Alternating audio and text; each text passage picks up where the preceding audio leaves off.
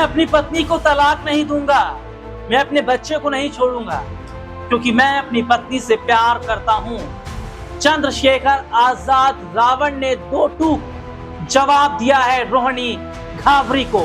क्या रोहिणी घावरी चंद्रशेखर आजाद रावण पर शादी का दबाव डाल रही हैं?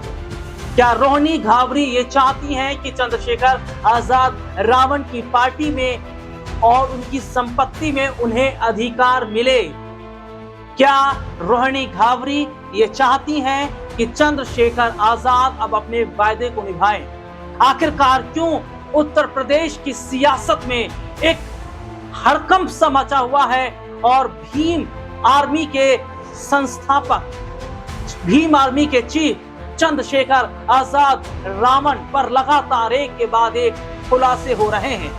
जी हां, आज पूरी खबर को विस्तार से बताएंगे और ये भी बताएंगे कि क्या चंद्रशेखर आजाद रावण ने अगर रोहिणी घावरी को नहीं अपनाया तो क्या आजाद पर अब मुकदमा चलेगा?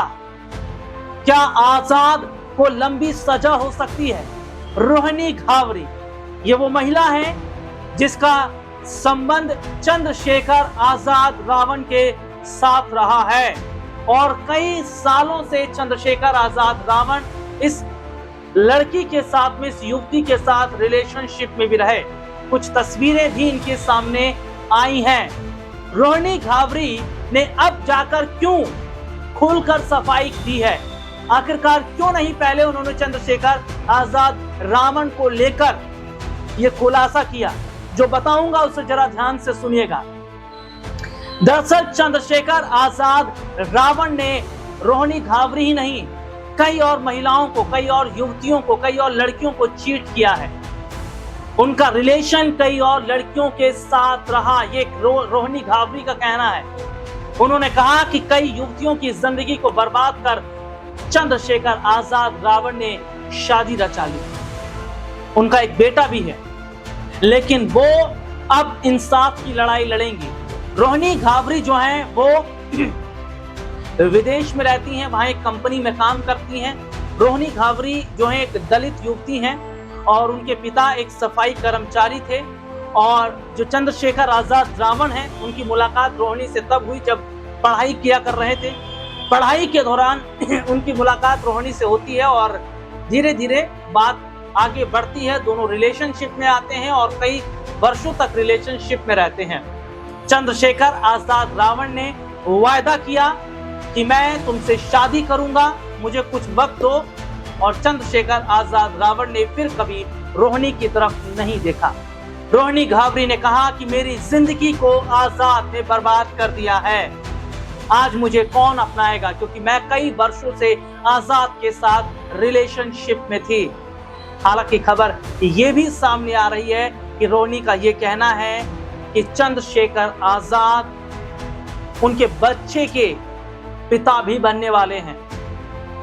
तो चंद्रशेखर आजाद रावण क्या एक बड़ी मुश्किल में फंसने वाले हैं? क्या उन्हें अब अपनी पहली पत्नी को तलाक देना पड़ेगा और रोहिणी को यहां अपनाना पड़ेगा? रोहिणी घावरी ने कहा कि मैं इंडिया आऊंगी और इसके साथ ही वो कोर्ट में केस भी करेंगी। उन्होंने कहा कि मुझे इंसाफ चाहिए, इस शख्स ने मेरी जिंदगी को बर्बाद किया, मेरी गलती क्या थी? जबकि चंद्रशेखर आजाद रावण ने ही खुद कहा था कि अगर रोहिणी उनकी जिंदगी से चली गई तो वो सुसाइड कर लेंगे, वो अपनी जान दे देंगे। तो इतना प्यार अगर वो रोहिणी से करते थे, फिर क्यों उन्होंने रोहिणी के साथ धोखा दिया? रोहिणी ने कहा कि मेरे पास ऐसे तमाम सबूत है, तमाम एविडेंस है जो ये साफ कर देंगे कि किस तरीके से रोहिणी और उनका जो आजाद का रिलेशन था वो कितने वर्षों से था। इतना ही नहीं, दोनों साथ में भी रहते थे, एक ही बेड को शेयर करते थे। हालांकि चंद्रशेखर आजाद रावण बोल रहे हैं तो बहुत नपातुला बोल रहे हैं, फिलहाल चुप्पी भी साधे हुए। तो क्या उन्हें अपनी पहली पत्नी को अब तलाक देना पड़ेगा? और अगर ऐसा नहीं करते हैं वो, तो क्या बड़ी मुश्किल में चंद्रशेखर आजाद रावण अब फंसते नजर आएंगे? और क्या रोहिणी का दबाव लगातार आजाद पर बढ़ रहा है और क्या इसका असर चुनाव से पहले उनकी पार्टी पर भी पड़ता नजर आएगा? जो महिला सम्मान की बात करते हैं, महिलाओं को आगे बढ़ाने की बात चंद्रशेखर आजाद रावण करते हैं। उन्होंने ही किस तरीके से रोहिणी ही नहीं कई लड़कियों के साथ में जो गलत किया, ये बताता है कि क्या चंद्रशेखर आजाद रावण माफी के काबिल नहीं है। इस खबर में इतना ही। फिलहाल आपसे दोबारा मुलाकात होगी, तब तक के लिए इजाजत दीजिए। नमस्कार।